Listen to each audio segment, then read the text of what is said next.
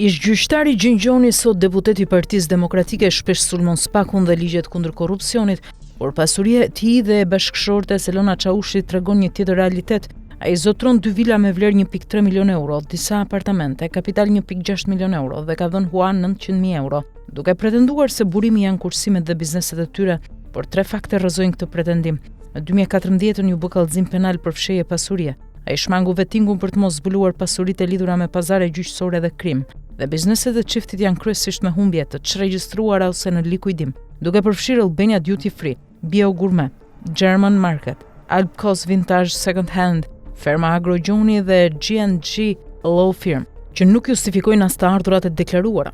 Hetimet dhe dokumentacioni tregojnë se këto kompani përdoren për fshehje e qarkullimi, manipulim bilancash dhe justifikim pasurie të pajustifikuar, duke hedhur dyshime serioze mbi integritetin e deputetit dhe bashkëshortes së tij. Kjo histori nxjerr në pak kontrastin mes figurës publike që mbron ligjin dhe realitetit financiar të pasurive që zotron. Prokuroria shqiptare ka hapur një hetim të plot pas zbulimit të pajisjeve të sofistikuara të përgjimit në portin e Durrësit, vetëm pak orë pasi 3 shtetas italian, 2 zyrtar të Guardia di Finanza dhe 1 civil u ndaluan me to në një automjet. Sipas burimeve të sigurta, të 3 kanë hyrë në vend me tragedin Bari Durrës dhe kanë qëndruar për të paktën 12 orë në territorin shqiptar, periudhë gjatë së cilës dyshohet se kanë kryer përgjime të paligjshme ndaj subjekteve të caktuara. Pajisjet u zbuluan dhe sekuestruan në momentin kur italianët po tentonin të largoheshin me tragedin Durrës Ancona. Ata u morën në pyetje, por më pas u lanë të udhëtonin drejt Italisë. Hetimet pritet fokusohen tek analiza teknike e pajisjeve dhe verifikimi i çdo komunikimi të kryer prej tyre. Nga informacionet paraprake nuk ka patur asnjë autorizim zyrtar për përdorimin e këtyre mjeteve në kuadër të ndonjë operacioni të përbashkët, çka e kthen rastin në një incident të rënd diplomatik dhe një precedent serioz për sigurinë kombëtare. Autoritetet shqiptare dhe italiane janë tashmë në komunikim për të zbardhur plotësisht këtë ngjarje.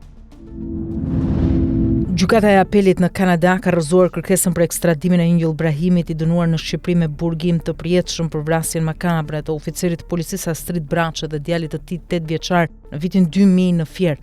Mediat kanadeze raportojnë se gjykatësit vlerësuan se provat e sjella nuk mjaftojnë për të urdhëruar kthimin dhe burgosjen e tij. Brahimi, që prej vitesh fshihej në Kanada me identitetin Pirokota, ishte arratisur pas sulmit fatal i cili sipas autoriteteve shqiptare ishte një akt hakmarrje me armë automatike ndaj shefit të hetimeve. Ai u arrestua më vonë në Montreal, por tashmë pas 25 vitesh, gjykata vendosi se dosja nuk është e mjaftueshme për të justifikuar ekstradimin. Me këtë vendim 62 vjeçari nuk rrezikon më kthim në Shqipëri, ndërsa një nga krimet më të rënda ndaj një efektivi policie dhe fëmijës së tij mbetet ende pa drejtësi.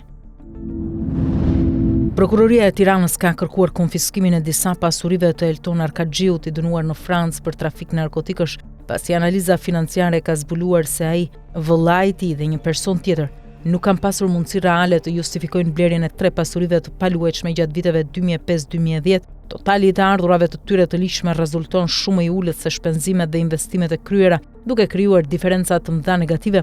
Hetimi pasuror tregon se njësia e shërbimit 108 m2 dhe një pasuri tjetër me numër 5255 nuk mund të jenë blerë me të ardhurat të ligjshme. Edhe për shtetasin me iniciale AM që pretendon pronësinë e një njësie 63 m2, ekspertiza tregon se në kohën e blerjes ai ka qenë pa mundësi totale financiare. Madje dëshmia e administratorit të shoqërisë ndërtuese INA tregon se pagesat i ka kryer vetë personi me iniciale BA, duke forcuar dyshimin se pasuria në fakt është e Elton Arkaxhiut. Prokuroria e cilëson këtë paket pasurish si të krijuar nga veprimtaria kriminale e trafikut të drogës dhe kërkon konfiskimin e tyre të menjëhershëm.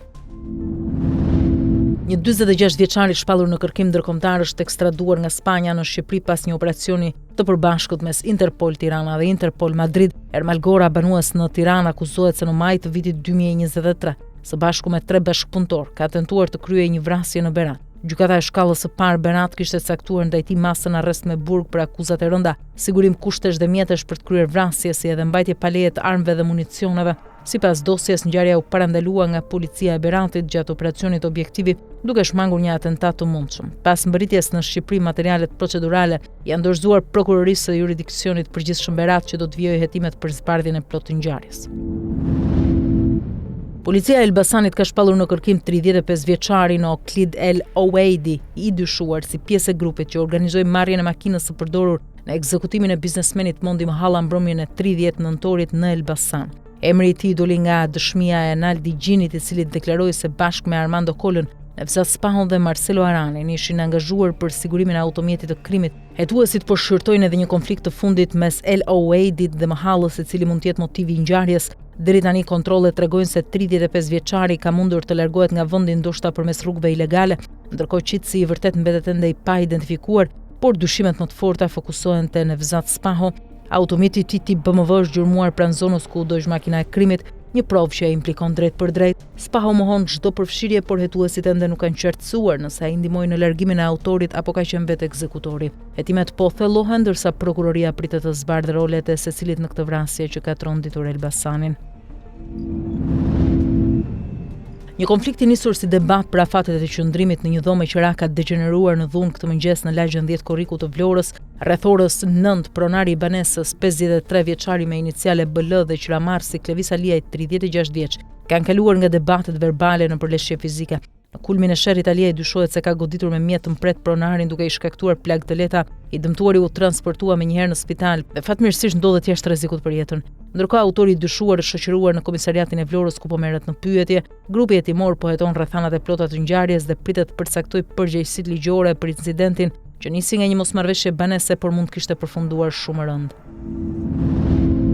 Taulan Toma, 41 vjeç, një nga grabitësit më të rrezikshëm shqiptar në Europë, ka realizuar arratisjen e tij të katërt, të herë nga burgu i sigurisë maksimale në Opera të Milanos. Ngjarja ndodhi mes natës dhe agimit, kur Toma preu hekurat e qelis dhe u zhduk në errësirë, duke shfrytzuar momentin e ndërrimit të turnit të rojeve një plan i qetë i saktë dhe jashtëzakonisht i shpejtë. I dënuar deri në vitin 2041 për grabitje të armatosur e vjedhje, Toma ka një dosje të gjatë arratisjesh që sfidojnë autoritetet italiane dhe europiane.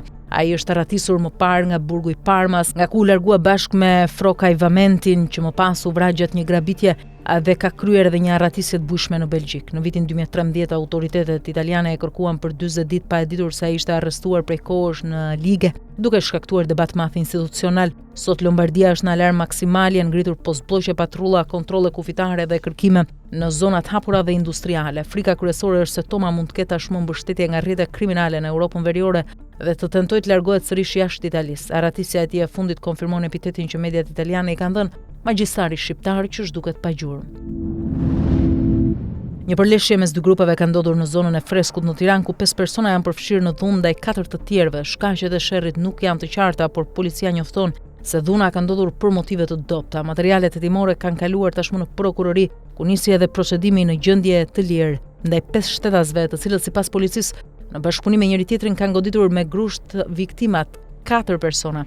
Hetimi pritet të thellohet për të sqaruar rrethanat e incidentit dhe për të përcaktuar përgjegjësitë e secilit, ndërsa komuniteti i Freskut mbetet i shqetësuar nga përplasjet e dhunshme mes grupeve lokale. Policia e Tiranës ka vënë pranga 21 vjeçarin me iniciale SK, banues në kryeqytet, i akuzuar për disa episode vjedhjesh, përfshirë një të mitur 13 vjeçar që ai nxiste për kryer vjedhje. Me 20 nëntori i riu vodhi produkte të ndryshme në një market, ndërsa me 6 dhjetor i mitur i kryen disa vjedhje parashe produktesh në një market dhe në një lokal të dokumentuara nga kamerat e sigurisë. Operacioni i policisë i koduar përsëritsi rezultoi edhe me sekuestrimin e sendeve të kundërligjshme, veshje uniforme policie, radio, pranga e municion luftarak, të cilat 21 vjeçari dyshohet i kishte shitur dikujt, si dhe një shumë parash të vjedhura. Hetuesit po punojnë për identifikimin e burimit të këtyre sendeve dhe për nxjerrjen para përgjegjësisë penale të autorëve, duke nxjerrë në pa një model të përsëritur kriminal dhe përfshirjen e të miturve në veprimtari kriminale.